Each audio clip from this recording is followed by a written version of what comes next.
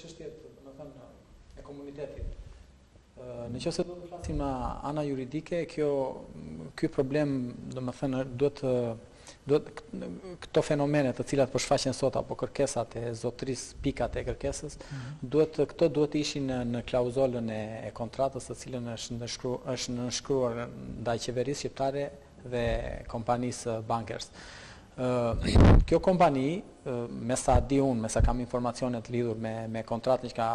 nënshkruar me shtetin shqiptar, asnjë nga këto pikat nuk janë nënshkruar, domethënë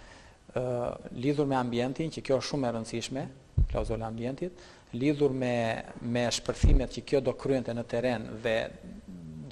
kompania do merrte përsipër në qoftë se do shkaktoheshin dëme dhe do kryente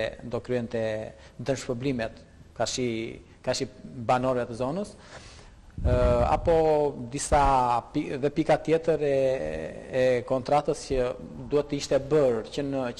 në fillimin, në lidhjen e kontratës duhet të ishte bërë transparenca, sepse transparenca është shumë e rëndësishme.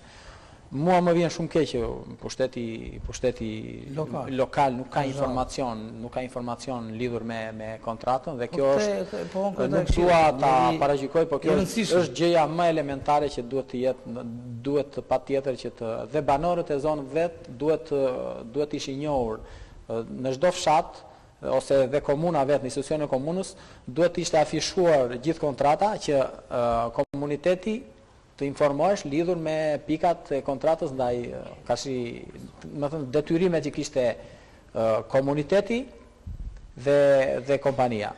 Pra, kjo punë me sa shikoj unë, me sa di unë, kam informacion me kontratën, është lidhur në mënyrë shumë, është një kontratë shumë e errët, kjo duhet pranuar, për faktin se nuk janë zbatuar procedurat cilat i përmenda pak më parë, nuk është njoftuar komuniteti, domethënë lidhur me pikat,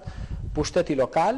por edhe prefektura me sa po thot zotëria nuk ka informacion lidhur nuk ka, domethënë, një informacion të detajuar lidhur me kontratën. Tani kjo është, protestat janë të lishme, nuk janë të lishme, unë nuk i futem protestave, se protestat sigurisht janë të lishme, kur janë me leje janë të lishme, por në rastin tjetër, në qoftë se ka patur apo nuk ka patur shpërthime, edhe kjo nuk më intereson, flas gjithmonë nga ana juridike, për faktin se kompania duhet të kishte marrë parasysh të gjitha pikat, domethënë duhet të kishte paraprir të gjitha këtyre ngjarjeve dhe detyrimet që do merrte përsipër lidhur me dëmtimet e mundshme dhe të ardhme. Pra, me sa kuptoj, ky është një problem thellësisht juridik që komuniteti patjetër duhet të lidhet me një studio ligjore, ku studioja këta t'i përfaqësoj, apo dhe komuna patjetër duhet lidhë me një studio ligjore, që të përfaqësojnë, që të njihen radhë parë me kontratën, pa u njohur me kontratën nuk mund bësh dot asnjë veprim. Pastaj çështjet e tjera sismike, ato janë çështje teknike, duhet njifesh më parë me kontratën, të shikosh klauzolat e kontratës, pastaj të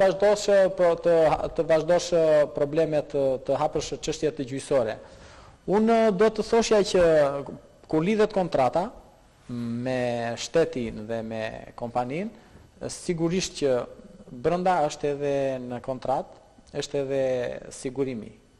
Pra, sigurimi i gjithë zonës, i ambientit, sigurimi i shtëpive, i banesave. Dhe kjo prandaj them që kontrata duhet bërë transparente, se ndoshta edhe mund të sigurohet dhe nuk i dihet ato sigurimet ku mund të shkojnë, domethënë se prandaj theksova pak më parë që transparenca e kontratës është shumë e rëndësishme. Për të tjerat në vazhdim mund të sqarojmë dhe në vazhdim lidhur me hapat që